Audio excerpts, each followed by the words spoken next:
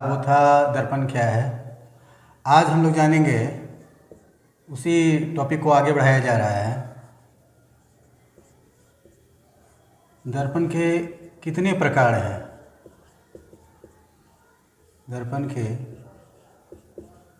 कितने प्रकार हैं यानी how many parts of mirror, how many parts of mirror. इस प्रश्न में बहुत सारे बच्चे जो हैं वो गलत कर देते हैं, क्योंकि उनके जहन में, उनके दिमाग में एक ही चीज़ रहता है कि दर्पण दो प्रकार के होते हैं। परंतु यहाँ पे हम लोग जान लेंगे और बिल्कुल ही कन्फ्यूजन को दूर कर देना है। दर्पण तीन प्रकार के होते हैं। दर्पण तीन प्रकार के होते हैं, मतलब there are three parts of mirror. अब कौन कौन से प्रकार हैं उस पर थोड़ा सा हम लोग चर्चा करेंगे। पहला है समतल दर्पण,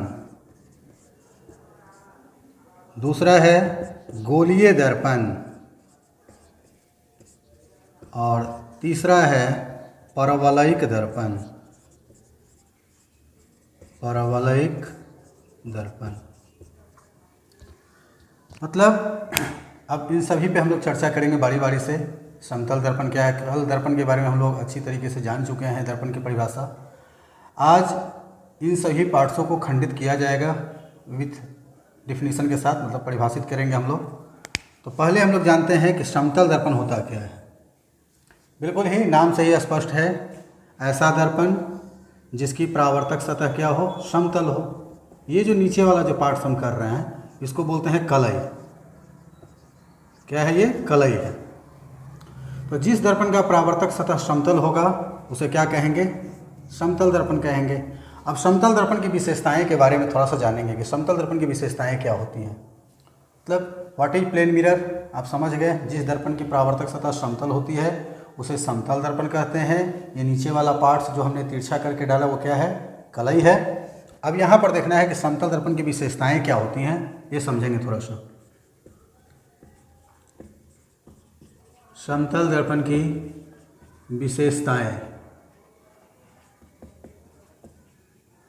तो समतल दर्पण की जो विशेषताएं हैं उस पर हम लोग अब चर्चा करने जा रहे हैं कि समतल दर्पण की विशेषताएं क्या होती हैं। तो चेहरा देखने में हम लोग समतल दर्पण का उपयोग करते हैं। पहला क्या है?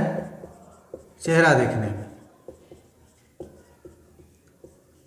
चेहरा देखने में समतल दर्पण का उपयोग किया जाता है। दूसरा है कि समतल दर्पण में जो प्रतिबिंब बनेगा, समतल दर्पण में जो प्रतिबिंब बनेगा वो दर्पण के पीछे बनेगा। दर्पण के पीछे। याद रखेंगे, ऑब्जेक्टिव के लिए बहुत ही बेहतरीन प्रश्न है कि दर्पण के पीछे हमेशा काल्पनिक प्रतिबिंब बनता है, जिसको वर्चुअल इमेज बोलते हैं, आभासी प्रतिबिंब बोलते हैं। तो एक चीज़ क्लियर हो गया, कभी भी ऑब्जेक्टिव में यदि क्वेश्चन आएगा कि समतल दर्पण में कौन सा प्रतिबिंब बनता है तो तुरंत हम लोग काल्पनिक प्रतिबिंब में टिक लगाएंगे। काल्पनिक का ही दूसरा नाम आभासी प्रतिबिंब है। बहुत सारे बच्चे कंफ्यूज कर जाते हैं, वहाँ भी इंग्लिश में वर्चुअल इमेज बोलते हैं। तो प्रतिबिंब जो है दर्पण के पीछे बनेगा और जो प्रतिबिंब का जो आकार है, प्रतिबिंब का जो आकार है, आकृति है, शेप है, वो बिल्कुल ही वस्तु के आकार के बराबर बनेगा। वस्तु के आकार के बराबर बनता है। इसीलिए चेहरा देखने में हम लोग घर में समतल दर्पण का उपयोग करते हैं। तो प्रतिबिंब का जो आकार है वो वस्तु के आकार के बराबर बनता है। और चौथी विशेषता इसका है कि प्रतिबिंब सीधा बनेगा। प्रतिबिंब सीधा बनता है। अगला जो विशेषता हम बताने जा रहे हैं वो लैटरल इन्वर्सन से रिलेटेड है। लैटरल इन्वर्सन मतलब होता है पार्श्व परिवर्तन। तो समतल दर्पण में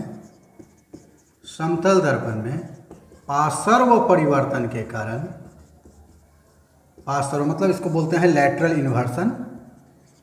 लैटरल इन्वर्सन। तो लैटरल इन्वर्सन के कारण समतल दर्पण में पार्श्व परिवर्तन के कारण क्या होता है, जैसे आपको एक आकृति दिखा रहे हैं हम, ये आर है, तो इसका जो प्रतिबिंब बनेगा वो ऐसे बनेगा।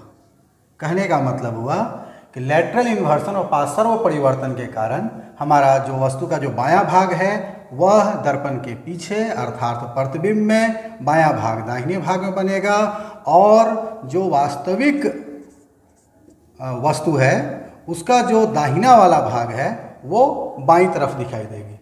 तो ऐसी जो क्रिया होती है उसे ही हम लोग लेटरल इन्वर्सन बोलते हैं, पार्श्व परिवर्तन बोलते हैं।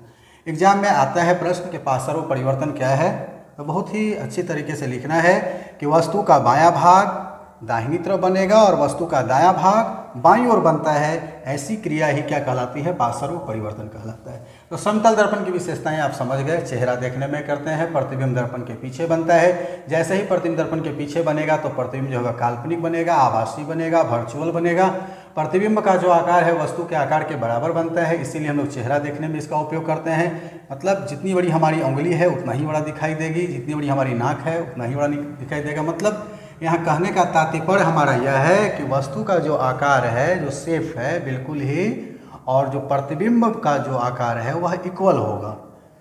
प्रतिबिंब जो होता है वह सीधा बनता है और समतल दर्पण में पार्श्व परिवर्तन के कारण वस्तु का जो बायां भाग है वह दाईं ओर बनती है और दाहिना भाग जो है वह बाईं ओर बनती है।